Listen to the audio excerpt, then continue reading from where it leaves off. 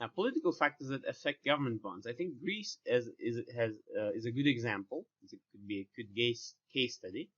Greece's two-year bond yield rose sharply during the political standoff between the EU, IMF, and the Greek government in the process of agreeing the bailout terms for Greece. This actually lasted for several years. So we're talking about from 2010 all the way to, well, up until now, actually. They're still going on. They monitor the Greece fiscal budget, fiscal policy. They monitor all the way to how much money they pay to their pensioners, etc. So 2-year yield. What happened was late in 2010 and 2011, the 2-year yield exceeded 370%. Sorry, this was in 2012.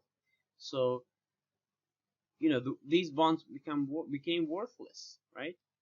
270%. So can you imagine this kind of yield? Basically, investors, well, it was already technically in default, so you had to bail Greece out. What happened was during this period, when you look at this kind of very high yields, you've got a lot of banks, right? You've got other sectors whose bond yields depend on the so-called risk-free rate. And look at the risk-free rate. So Greece government, the sovereign, yield wasn't basically risk-free because it defaulted. So there was a problem then. Some actually banks in Greece, Alpha Bank, they had much better rating than Greece itself, and the yields were obviously much less. So this created the problem of like where do you get the risk-free rate for new projects? It was impossible. So this stopped really all this financing activities and all this economic activity for new things, for new projects.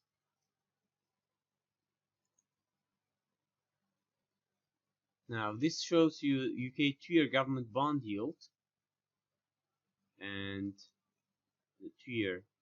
As you can see that it fell sharply after the Brexit vote on 24th June 2016. How can a sharp decline be explained in the context of the expectation theory? Now think about it. Brexit vote means what? Brexit vote means uncertainty in terms of future trade, relationships with the EU, right? Also the other things such as immigration, which means talent. So that meant basically macroeconomic uncertainty. So in other words, more likelihood that the economic growth will be less in the future than it will be higher. So yields fall whenever there is a recession of, whenever there is a risk of recession or lower economic growth. So in this case, the market voted Brexit down. In other words, it actually took it as negative in terms of the economic growth. So in terms of the expectation theory, there was an expectation of lower growth in the future, and therefore lower expectation of inflation overall. So the yields were, but also because this government bonds, sovereign bonds, are considered safe haven, investors just crowded into these bonds. So they avoided risky assets such as stocks, and they actually preferred bonds. So this is Venezuela actually. Venezuela had a restructuring of its existing debt obligations in November 2017. Look what happened. The 2-year yield exceeded 270%. So this actually also signaled that it was in default. So it didn't actually do it on voluntary basis. It's forced. It's forced this investor to accept restructuring of its debt obligation. So that means they defaulted effectively, and this caused the yields to skyrocket. So whenever government actually engaged in this kind of activity, it basically affects the bond yields. And imagine if any Venezuelan companies had outstanding bonds or debts, they would be affected as well. So there is also correlation of high yield bonds and stocks.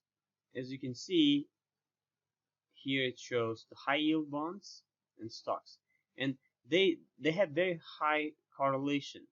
And I think I referred to the theory of risk and risk aversion. As you can see, whenever there is risk-seeking behavior, it tends to be across multiple assets basically. So stocks, bonds, so corporate bonds.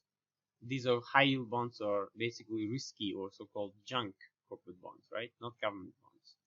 And this is the S&P 500, which consists of stocks. Well, considered relatively risky than the government bonds. So whenever you actually observe the stock market going up, you may also observe that the risky assets, such as high yield bonds, go up as well, because this is risk-seeking behavior in the markets.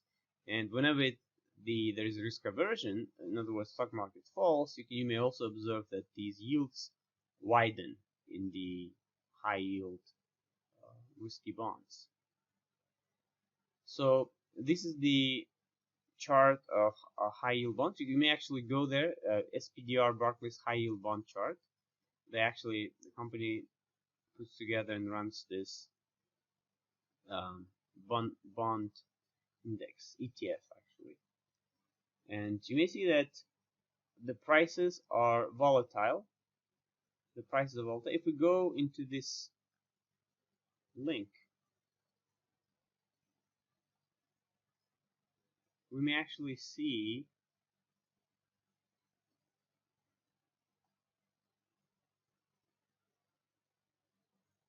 this longer term. We may see that there was a significant actually decline during the financial crisis, but if you observe it after the financial crisis, so you can see that it was as high as 125 and as low as 99, so running up to 2016. So compared to the stock market, during this period, these ranges, as you can see, are comparable. So you may actually convert this into a percentage, and you may actually plot it against S&P 500, and you will see similar kind of movements, correlated movements. It doesn't mean that the magnitude of the movements will be similar or the same, but you will see correlation. So this is where you can read about risk aversion, Science Direct. Some of the I think you can download this article and read it. You need to register here.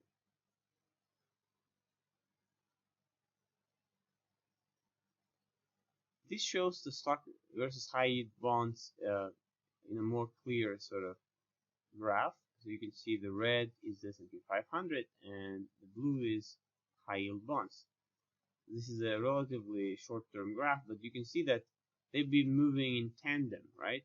It looks very clear that they've been moving together from 2016 to 2017 here. So that also can be explained by that risk and risk aversion theory. To sum up, several factors that affect bond prices in the market. So this can be macroeconomic, political. This can be driven by the interest rates, inflation, demography, etc. And there are two articles that I invite you to read. One was the one on political risk, right? The other is read on the theory of risk aversion. And that's it.